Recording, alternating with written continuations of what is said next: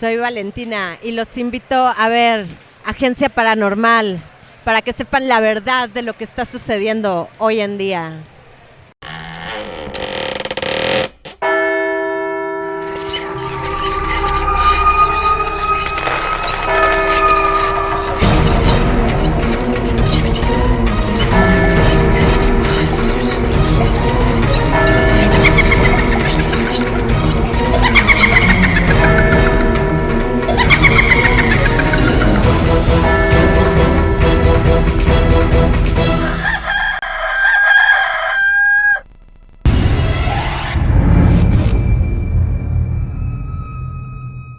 Cerca de estos días, mucha gente cree que la delgada línea que divide los planos, el de los vivos y el de los muertos, se hace más delgada, para terminar de romperse la separación entre el 31 de octubre y el 2 de noviembre.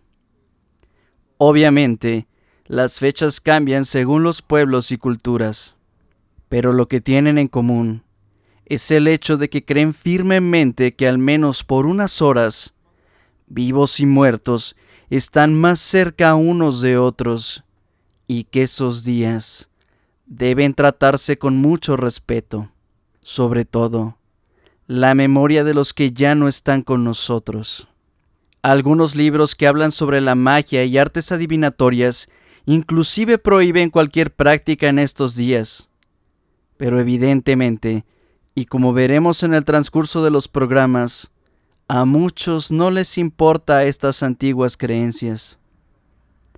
Pero créanme, el solo hecho de transgredir la naturaleza de las cosas tiene un precio, y eso lo saben los protagonistas de nuestras historias, o el día menos pensado, lo sabrán.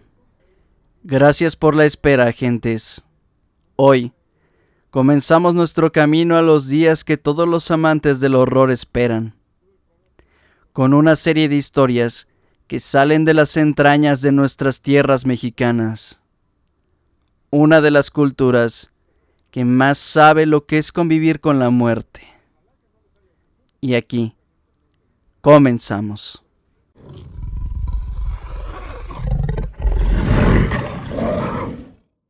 En las grutas de Cacahuamilpa oscilan las dos miradas de la luna que se vierten en un túnel de luz, en el cual dicen se han perdido vidas humanas.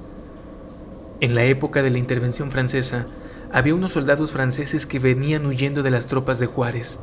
Corrían velozmente para no ser fusilados. Sus caballos habían muerto semanas atrás.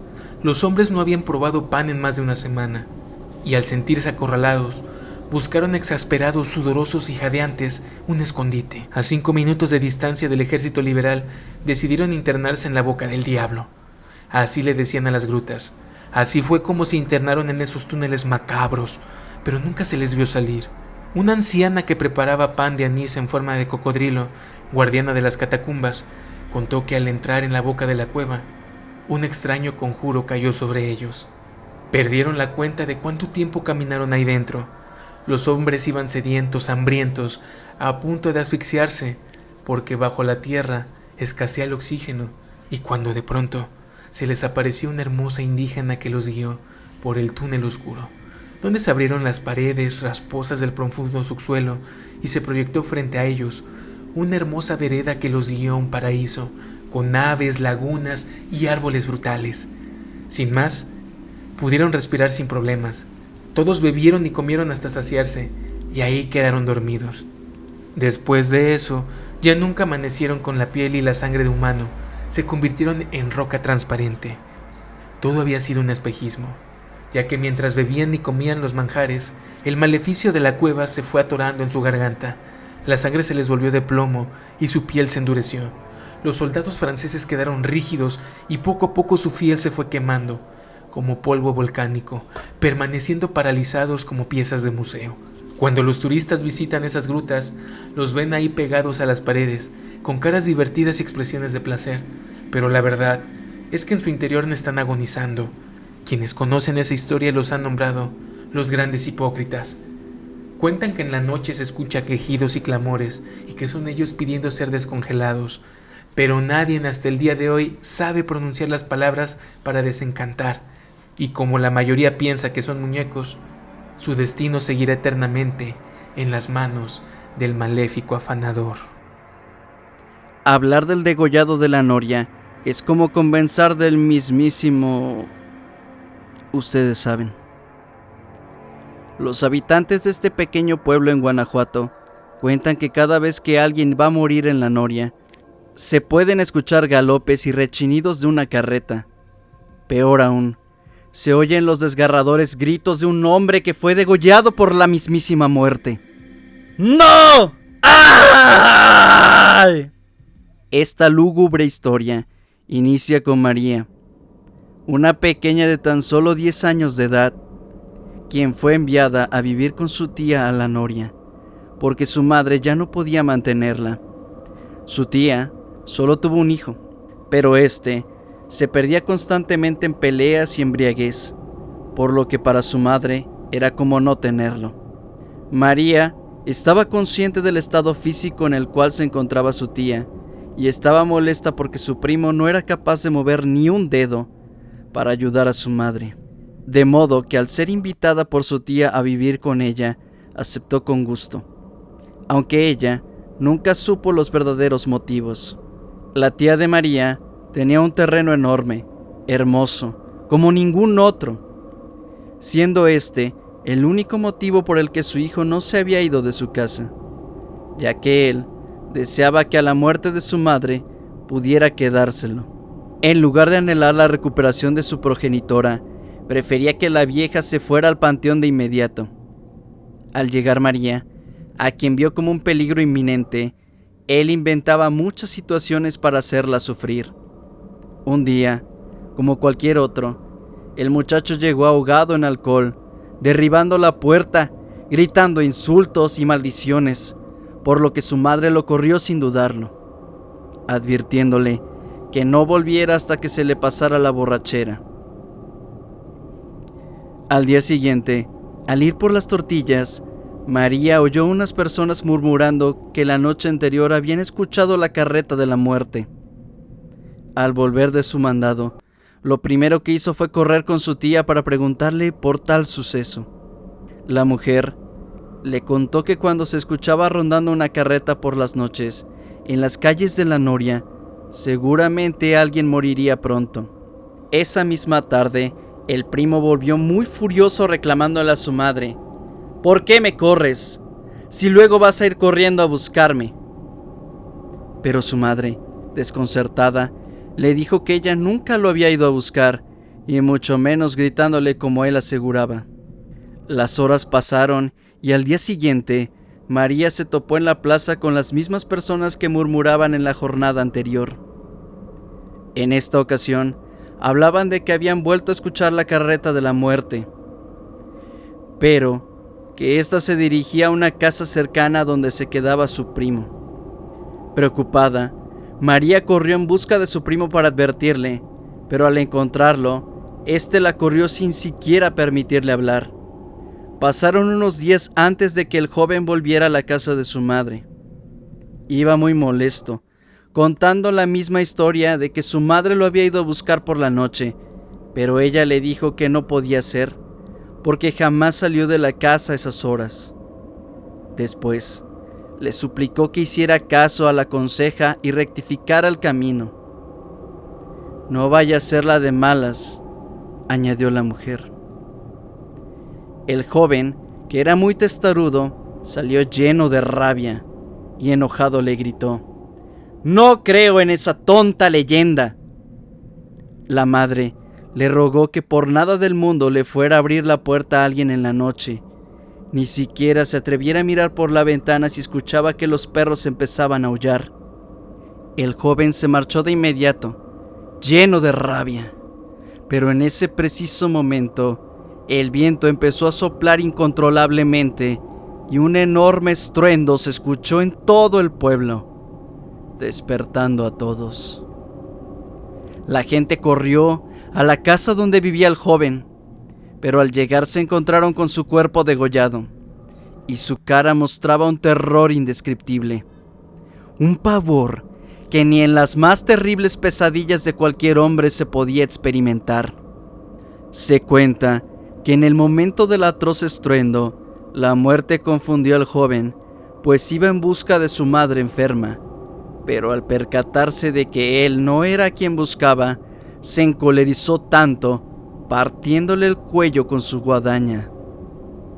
También se refiere que desde entonces, cada vez que se acerca la muerte a alguien de la noria, no solo se pueden escuchar el galope de los caballos, sino también el grito desgarrador de aquel joven que vuelve del más allá para advertirle del peligro a todo aquel que se encuentre cerca.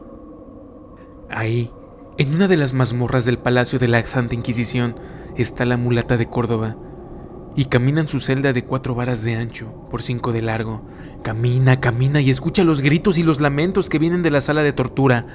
Escucha cómo una mujer está siendo lacerada con hierro candente sobre su cuerpo desnudo. Escucha cómo el verdugo pone el hierro al rojo vivo sobre su lunar que tiene en el vientre. Y oye los gritos del fiscal del Santo Oficio que le exige que confiese su pacto con el diablo. Y la mulata escucha que la mujer pide piedad invocando a Dios y suplica que ya no la torturen. La mulata camina y camina, huele las secreciones de la vida y de la muerte que acecha. Siente la sangre muerta en su nariz de los muertos que un día estuvieron ahí con vida y que en el encierro y en la tortura dejaron la vida en la mazmorra. De pronto, el pensamiento se le va a la villa de Córdoba, donde nació. Hija de padre español y madre negra, aprendió las artes de la curación de su abuela que bien conocía las hierbas y de los dolores del cuerpo y del alma. Aprendió también de su madre a conocer las enfermedades mirando los ojos de la gente. La mulata creció en la villa de Córdoba. De joven se hacía acompañar de un viejo negro aún fornido, de su fiel acompañante. La gente rumoraba que era el mismísimo diablo. Otros decían que esta hermosa mulata tenía poderes mágicos, que al mismo tiempo se le podía ver en Antequera, o en Oaxaca, o en Valladolid, o en Morelia, o en la Ciudad de México, que en noches de luna llena se le veía volar, surcando la oscuridad, y sonreír con sus dientes aperlados. Muchos más aseguraban de que su choza, caído el día, salían lengüetas de fuego y que con un pelo negrísimo y ensortijado seducía tanto a bellos mancebos como a nobles caballeros. Un día llegó a la choza un negro delgado y pequeño, llorando y herido, y le dijo: «Mulatita, que el amo me ha golpeado con el látigo y el machete, que golpea a mis hijos y a mi mujer, que me ha sangrado la espalda y los brazos». La mulata le dijo palabra de alivio y pasó sus manos frente a sus heridas en la espalda, untando ungüentos que ella misma preparaba. «Mira, mi negrito, estos castigos un día pasarán. Los castigos para los negros y los indios un día serán cosa del pasado. Ya lo verá, mi negro. Ya no habrá látigos ni golpes». Muchas de las veces también les daba dinero en tomines y reales para que compraran algunos alimentos o prendas. Otras les entregaba alguna gallina, de las que luego recibía por sus curaciones, para que sanaran más pronto degustando un buen caldo. Socorría de buen corazón a sus hermanos de raza y a los indios en su desgracia, y así la bella mulata acrecentaba su fama, como curandera para algunos, como hechicera para otros.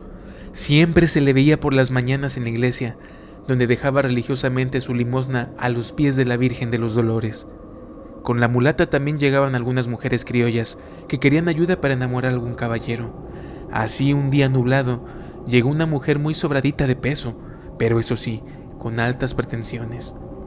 «Mulatita, he venido a pediros que me prepares algunas pócimas porque quiero que me despose un apuesto caballero. Que bien me quiera, que bien tenga muchos reales y ducados y una buena hacienda. Ay, mija, que yo hago curaciones, no milagros. Está bien, mulatita, aunque no sea puesto, pero que tenga muchos reales y que me quiera mucho.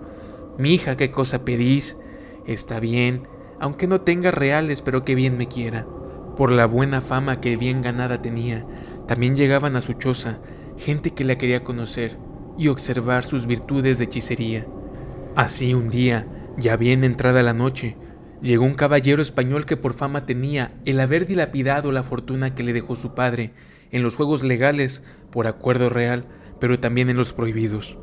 «Mulata, que han hablado de vos y deseo que me prepares algo que recupere mi fortuna perdida en los juegos, que he perdido en los gallos, en las bolillas y en los naipes». La mulata le miró la facha y le miró su desventura y su pronta muerte. El caballero, que ahora dejaba ver su rostro, después de haberse quitado su amplia capa, pudo observar, alumbrado por la luz titilante de una vela, el rostro hermoso y el bello cuerpo de la mujer. Pero vive Dios, por la Virgen de la Macarena, qué bella sois. Por vos soy capaz de arrojar a mi mujer a un barranco. Mulata, pongo mi fortuna, la que aún me queda, a vuestros pies, pero larguémonos de aquí. Callad, caballero, ¿qué queréis? La quiero a vos, la quiero para mí todos los días. Callad, caballero, y si eso es a lo que vienes, entonces se puede largar. Está bien, mulata. El hombre no tuvo más remedio que bajar la mirada ante la altivez y el rostro enigmático de la mulata. Pues bien, quiero que me preparéis algo, algún amuleto, pócima. Quiero recuperar todo lo perdido en el maldito juego. Ahora, la muleta deja de recordar y regresa su pensamiento a la mazmorra oscura y sofocante de olores agrios. Camina en círculo y escucha los gritos de la mujer que sigue siendo torturada y oye claramente las palabras del fiscal del Santo Oficio, quien asegura, frente al cuerpo deshilachado por la tortura, que el lunar que tiene en el vientre es la huella y prueba que necesitaban para acusarla de su pacto con Satanás. Y camina la mulata de Córdoba por la estrechez de ese cuarto maloliente, y huele las secreciones del encierro, y la orina y la mierda pululan en medio de la oscuridad, y los lamentos de un hombre a quien ahora el verdugo le arranca, una por una y con grandes pinzas, las uñas de sus manos. Y la sangre caliente encendida de color púrpura, las terrorificantes pinzas que se abren y se cierran, y todo ello sangrando el piso, ahí donde la sangre se mezcla con la mugre y se suma a la otra sangre que saca de los otros reos y de los muertos y de todos los tormentos. La mulata también escucha los ruegos de otro reo que está colgado de unos grilletes sobre un muro ennegrecido por el humo de las antorchas que alumbran el lúgubre lugar. El hombre, que por ropa tiene solo harapos, pide inútilmente agua para saciar su sed y untar sus labios resecos. La mulata lamenta tanta injusticia y lamenta su congoja por el dolor ajeno. Ese don para atender el pesar de los otros lo compartió, en el pasado, con su abuela aún siendo niña. Tus oídos, mi negrita, serán finos y aprenderán a escuchar y a distinguir el canto de las aves y el dolor lejano de la gente. De pronto, la mulata detiene el trajinar en su celda y de nueva cuenta sus pensamientos se la llevan a la villa de Córdoba y recuerda, un día por la tarde, después de que el cielo despejara unas nubes que había dejado caer un buen chubasco sobre las tierras de la villa, llegó a su choza una dama española que bien vestía y mejores joyas mostraba en su pecho, y llegó agitada. En el centro de la humilde casita y sin más preámbulo ni ceremonia ni protocolo, miró titubeante a la mulata e inmediatamente le dijo lo que quería. Mujer, quiero saber con quién me engaña mi marido. Tras la ventana de la choza se miraba el perfil negruzco de los árboles que la rodeaban. Arriba, el cielo dejaba ver azul intenso y unos jirones de nubes danzaban lentamente alrededor de una luna perezosa en cuarto creciente. La mulata observó la desesperanza de la mujer de unos 30 años de edad y con un rostro ajado por los insomnios y el martirio de los celos. La mulata agarró sus naipes, los empezó a barajear, miró a la mujer, pasó los naipes por su cuerpo ataviado de ropas finas, le pidió que tocara las cartas y una a una las empezó a dejar caer sobre la mesa hasta llegar a 16. Empezó a leer el mensaje de las imágenes.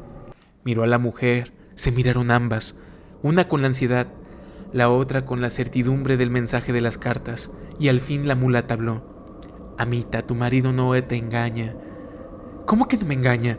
Me traiciona, lo sé, este cuerpo mío lo sabe, y aunque duerme conmigo, no me toca, y el fuego de mi cuerpo me consume las entrañas y mis ganas de amar no me dejan ni siquiera dormir. Amita, pero vuestro marido no os engaña, que sí me engaña, sois una buena para nada. ¡Bah, mulata! La mujer española agitó su amplio vestido y arrojó unos maravides y un par de ducados sobre la mesa y salió, y su cuerpo se hundió en la oscuridad de la noche. Los perros ahora habían dejado de ladrar y en su olfato solo retenían el olor de una mujer que deseaba amar y ser amada. 4 o 5 días después, la misma mujer regresó a la choza y ella misma se encargó de abrir la puerta y sin más se dirigió a la mulata que junto al fogón preparaba unos ungüentos de sábila con grasa de víbora, y mirando fijamente a la mulata le dijo: quiero que me digas ahora mismo con quién me engaña mi esposo, pero no quiero naipes, prepara otra cosa, por tu boca Ahora sabré con quién me engaña ese marido mío. La mulata observó esos ojos inquisidores de la mujer y esa obsesión con que giraba su cabeza. Tomó una vasija y echó unos pequeños huesos en ella. Agitó los huesos en medio de una choza, en medio de la noche. Miró los ojos de la mujer, miró la noche y su constelación de estrellas. Agitó una vez más la vasija y arrojó los huesos sobre el piso. Una constelación de huesos como mensaje sobre la mesa estaba ahí frente a la mirada de la mujer. Arriba, una constelación de estrellas abrigaba las pasiones bajo su mirada titilante. La mujer española inquirió con voz pausada: «Decidme, mulata, ¿con quién me es infiel quien debe de amarme solo a mí? Apúrate con la respuesta». La mulata desenredó el mensaje de los huesos que estaban frente a ella. «Amita, que tu marido no te engaña». «¿Cómo que no me engaña? Maldita bruja, me engaña contigo. Tú que andas con ese viejo negro que es el mismísimo diablo, también nos quita a nuestros hombres. Tú me has robado el amor de mi marido. Tu marido no te engaña, me engaña contigo. Yo me lo han dicho otras mujeres. Te voy a acusar con la Inquisición para que te queme viva por bruja y hechicera. Te voy a acusar. Amita, tu marido no te engaña». La mujer se salió de la choza y sin dar la espalda fue diciendo: «Os voy a acusar con la Santa Inquisición». «Amita, que tu marido no te engaña». La mujer seguía amenazando con su voz atravesada por los celos. «Que te voy a acusar con la Inquisición. Te voy a acusar con la Inquisición. Te voy a acusar con la...». La mulata, retadora, la vio perderse en la oscuridad y agitando su cuerpo jocoso le gritaba y bailaba al mismo tiempo: «Tu marido no te engaña, tu marido no te engaña, tu marido no te engaña». 2 meses después, el Santo Oficio llegó con unos guardias a la choza de la mulata. El fiscal abrió la puerta para tomar presa a la bella curandera de la villa de Córdoba, quien se daba un baño con hierbas aromáticas flotando en su tina de madera. Cuando el fiscal miró el cuerpo desnudo, clavó su vista sobre la hermosa forma de la mulata y le dijo a la mujer con voz agitada, en susurro para que no lo oyeran los guardias: «Mulatita, he venido por vos, pero si vuestra merced queréis, os dejo escapar y luego nos encontramos y...». «Fuera de aquí, caballero, largos de aquí». «Pero mulata, si vos aceptas mi ofrecimiento, no te quemaremos por hechicera. El quemadero de San Diego de la Ciudad de México se espera. Lárgate de aquí, que en cuanto cubra mi cuerpo saldré, y sabedlo bien, este cuerpo mío nunca será vuestro». Por el camino de Córdoba a la Ciudad de México, negros, mulatos, indios y mestizos la veían pasar sobre una carreta encerrada en una jaula de palos para que no escapara. La miraban bella y altiva como era. «Mulatita, no dejes que la Santa Inquisición te vaya a quemar viva». Y lastimeramente agregaban a su desventura: «¿Quién cuidará de nosotros, mulatita?». Ella, con la fuerza de su mirada, les decía que no se preocuparan, que nada malo le va a suceder, y sacaba su mano entre los palos, y más manos de muchos colores de la tierra acariciaban su piel. Ella también los acariciaba a manera de despedida, sumergida en el silencio de la incertidumbre. Ahora los recuerdos son, y en la mazmorra de la Santa Inquisición, la mulata camina y de pronto detiene su andar para gritar con fuerza, pues desea ser escuchada: «¡Carcelero! ¡Carcelero! ¡Venid para acá, carcelero!». «Voto al diablo, ¿qué quieres, mulata?». «Que son las 2 de la madrugada, ¿qué quieres?». El carcelero asomó sus ojos saltones a través de una pequeña ventana. «Traedme un carboncillo, buen carcelero». «¿Un carbón? Si quieres fuego yo te lo doy, mulata». «Callad y traedme un carboncillo». El carcelero se fue y regresó. Entregó el carboncillo y se volvió a ir. En ese momento la mulata empezó a dibujar en el muro de la mazmorra un gran barco con unas velas amplias y extendidas. Pintó y pintó, y cuando había terminado su obra, de nuevo gritó, y su grito retumbó como gran eco por los amplios muros y celdas de la cárcel inquisitorial. «¡Carcelero! ¡Ven aquí pronto! 4:45 de la mañana. ¿Ahora qué diablos quieres? En lugar de que te estuvieras encomendando al Señor. Pedid perdón, mulata, pedid perdón». «¿Qué le hace falta a mi barco, carcelero?». «¿Cuál barco? Te estás quedando loca. Reza, mulata, que te van a quemar pronto en el quemadero que está junto a la Alameda». «¿Qué le hace falta a mi barco, carcelero?». En ese momento una luz extraña iluminó el muro de la celda y el guardia pudo mirar un enorme barco. «¡Ah! Es un hermoso barco, mulata. ¿Y qué le hace falta? Va, a tu barco solamente le hace falta navegar. Si vos eso queréis, navegará.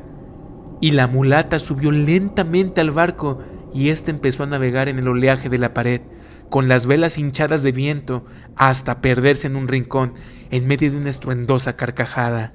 Muy entrada la mañana, unos guardias pasaron a la celda de la joven hechicera.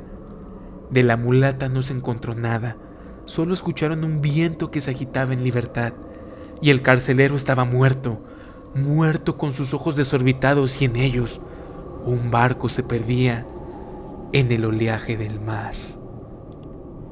Uno de los lugares más conocidos y populares de Orizaba es Ojo de Agua, donde versan las más extrañas historias, unas conocidas más que otras.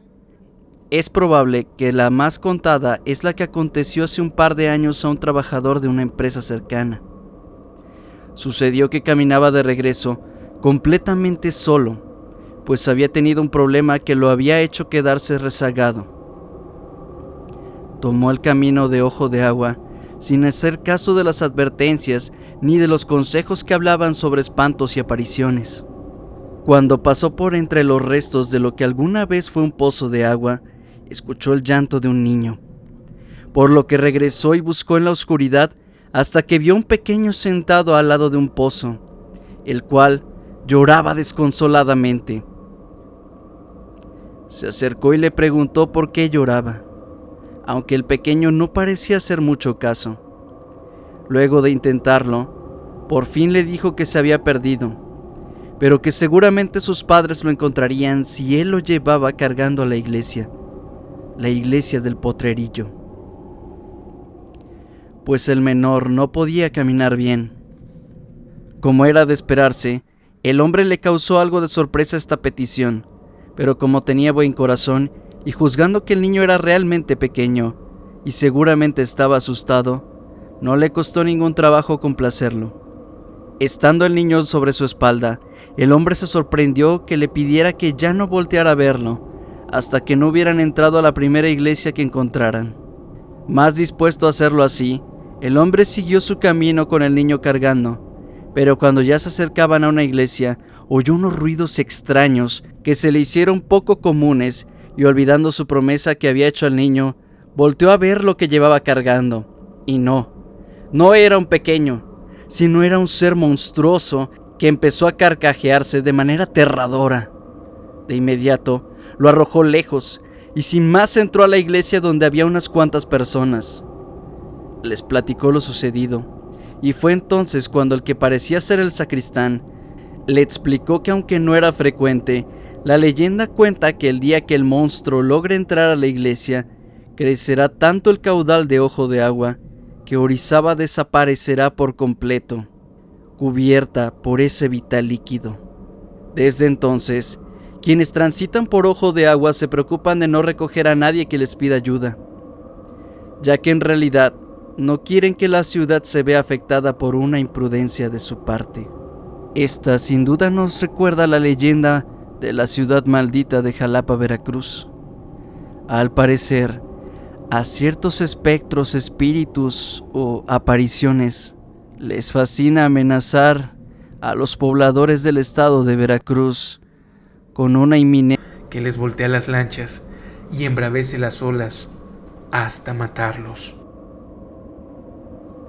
En Veracruz le temen a unas mujeres horripilantes que viven en el monte y se dedican a hechizar niños.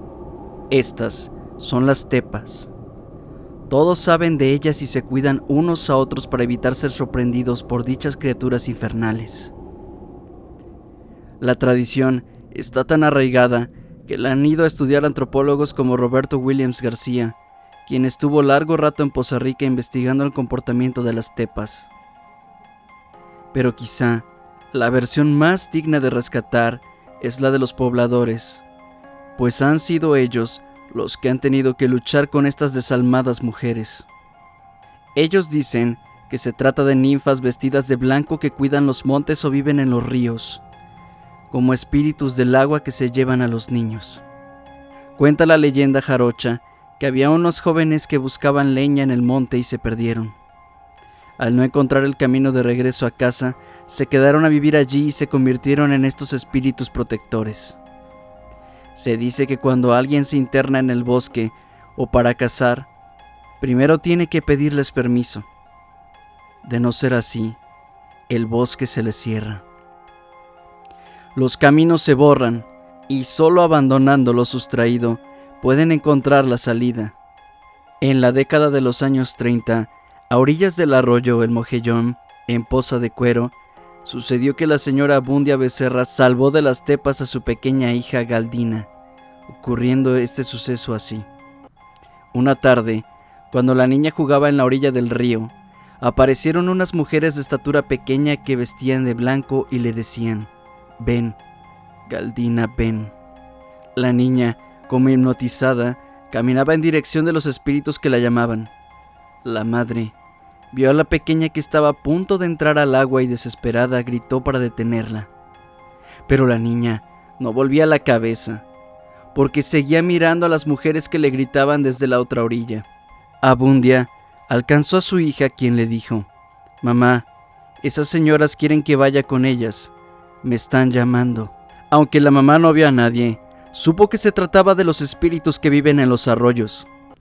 Doña Abundia quiso compartir su experiencia para evitar que otros niños fueran llevados contra su voluntad al agua, por lo que contó su historia a un diario local. Sin embargo, la manera en que su experiencia sobrevivió fue por medio de la tradición oral. Hace mucho tiempo, los tramos largos de camino se recorrían en tren.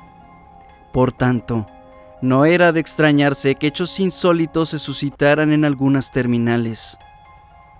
Precisamente, ocurrió esta asombrosa historia en un pueblito llamado Jaral del Progreso, en Guanajuato. Todo sucedió, según dicen, cuando el presidente municipal decidió mandar a colocar bancas en el parquecito de la terminal, lugar donde cada vez transitaba más gente. Esto con la finalidad de dar comodidad a los usuarios. A pesar de la vista lúgubre y triste de enfrente, pues estaba muy cerca del panteón, los usuarios se sentían a gusto disfrutando del vaivén de los vagones. Pero sucedió que las bancas pronto fueron sujeto de vandalismo durante la noche. Y es que a la mañana siguiente aparecían muy maltratadas, rayadas, rotas y demás, por lo que se decidió mandar un vigilante para cuidarlas. Curiosamente, los cuidadores comenzaron a enfermar, al igual que se negaban a seguir con su encomienda. Al presidente municipal esto le pareció muy raro. Mandó investigar lo que estaba sucediendo. Pronto le comentaron una historia descabellada sobre un supuesto fantasma que aparecía y espantaba a los vigilantes. Esto, por supuesto, le pareció ridículo y decidió mandar a un policía de su entera confianza para investigar.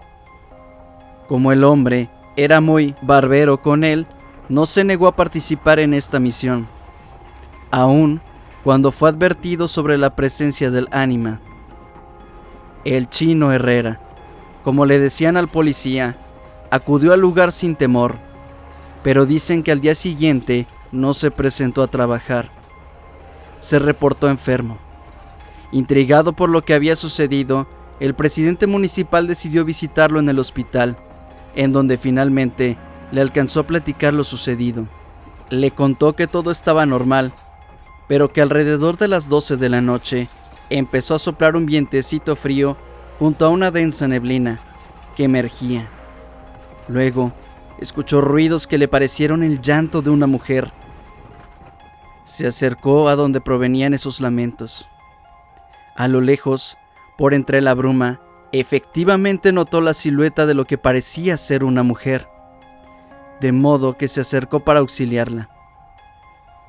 Estaba sobresaltado porque no entendía el motivo por el que estaba allí a esas horas. Al acercarse, se llevó el susto de su vida, pues la mujer salía del panteón y no movía las piernas. Iba como flotando a unos centímetros arriba del suelo. No se le veía el rostro, pero sí se notaban unos ojos rojos encendidos. La mujer según dijo, se abalanzó sobre él sin darle tiempo a correr. Después, cuando despertó, ya estaba en el hospital. El presidente municipal no sabía si creerle, pero aseguran los que lo conocieron que el policía murió esa misma noche, jurando en su lecho de muerte que todo lo que había contado era verdad.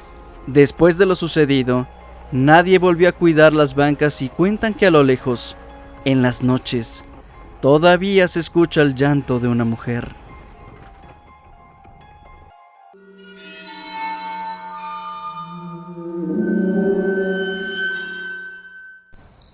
El susto de mi vida. Lo que voy a contar sucedió cuando me cambié junto con mi familia de casa y regresamos a la calle de Obrero Mundial, aquí en la ciudad de Jalapa. Tengo que decirles que esto es el primer susto que viví en carne propia. Me refiero a que una cosa es que te suceda algo extraño, pero que con el tiempo lo olvidas. Lo que me pasó ha quedado grabado en mi memoria y ha sido uno de los sustos más fuertes que he sentido. Incluso hoy veo esa casa y me sigue dando miedo. Yo trabajaba en una empresa de sonido y en esa ocasión llegamos temprano. Acabamos un evento a buena hora. Eran como las 11:30 de la noche, casi las 12. Mi madre nunca nos veía llegar, pues nuestras salidas de trabajo eran en la madrugada.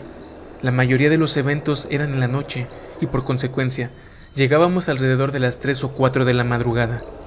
Incluso había ocasiones en que no llegábamos, porque esta empresa tenía su bodega y ahí mismo tenía dormitorios, baños, cocina, todo lo que necesitara el personal para sentirse cómodo y descansar del trabajo nocturno. Esto sucedió en esa casa que veo y todavía me da miedo. En lo que nos preparaban la cena, prendimos mi hermano y yo la televisión y pusimos el canal de MTV, cuando todavía transmitían videos musicales. Sin embargo, y de momento, mi hermano guardó silencio y me dijo que escuchara, que pusiera atención, que guardara silencio. Le bajamos el volumen a la televisión y primero escuchamos cómo se abría un portón. Era mi vecino, don Robert, con su carrito. Pero al poco tiempo y de fondo, de nueva cuenta se escuchó un ruido extraño, lo que había llamado nuestra primera atención. El sonido se parecía al de una ambulancia, pero que arrastraba al mismo tiempo unas cadenas. Ya se imaginarán el tipo de lamento al que me refiero. No es cierto cuando las personas te dicen que se escucha ¡ay, mis hijos! No, no es cierto, no es así. Es un tono muy ladino el que se oye.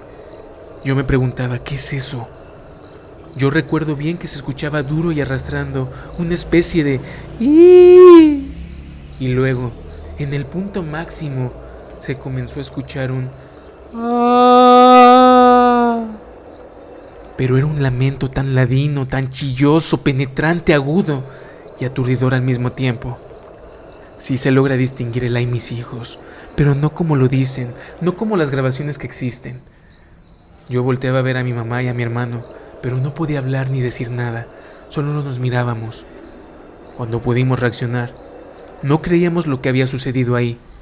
Por vez primera, es cuando escuché el verdadero lamento de La Llorona. Quiero que esta historia sea anónima, por favor. En una ocasión, nos invitaron a un salón de fiestas en Alto Lucero, Veracruz. Ese que pertenece a una cantante musical regional mexicana. Es un salón grande, donde llegamos a trabajar. Conectamos el sonido, el equipo, y todo el evento salió muy bien. En la noche, cuando estábamos guardando las cosas, en el fondo del salón, ya éramos los únicos que estaban ahí. Sin embargo, nos percatamos de una leve gotera, pero seguimos quitando el equipo y guardamos las cosas.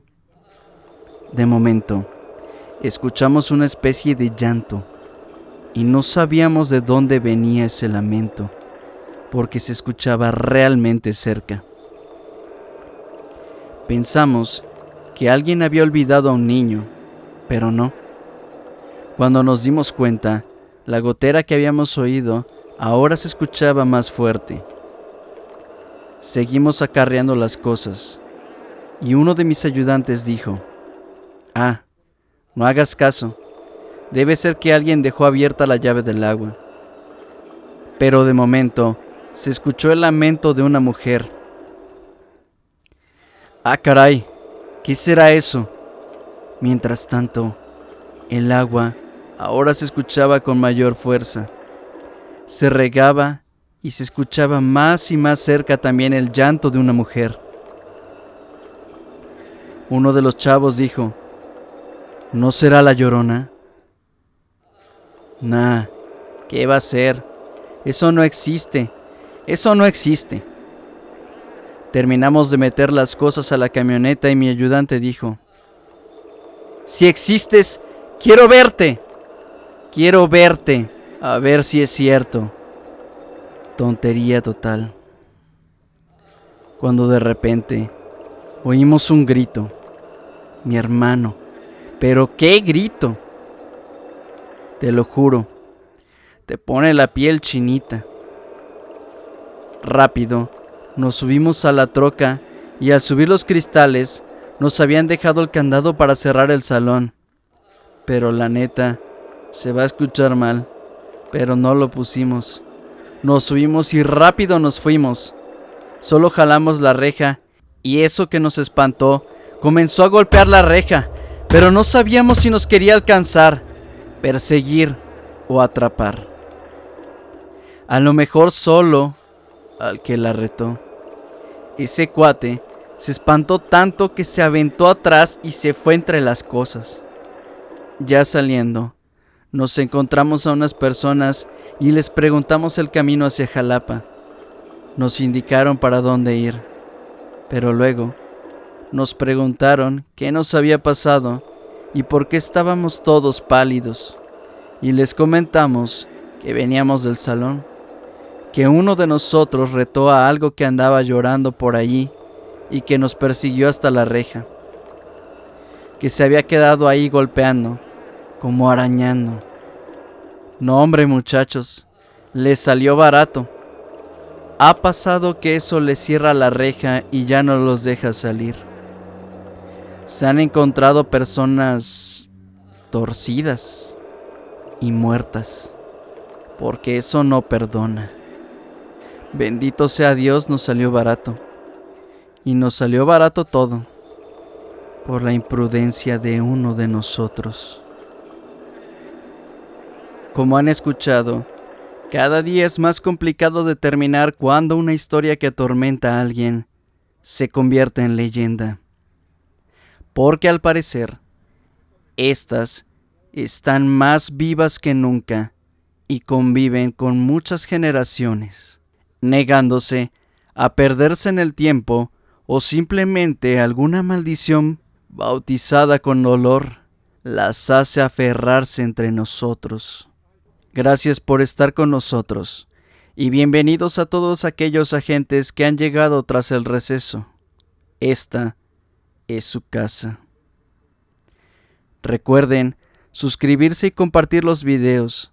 Eso nos ayuda mucho a seguir trayendo más historias.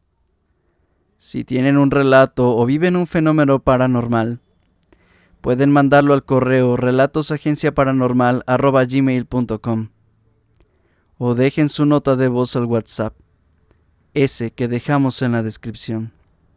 Este camino apenas comienza, pero recuerden, los muertos aún hablan entre murmullos y hoy te hablan a ti.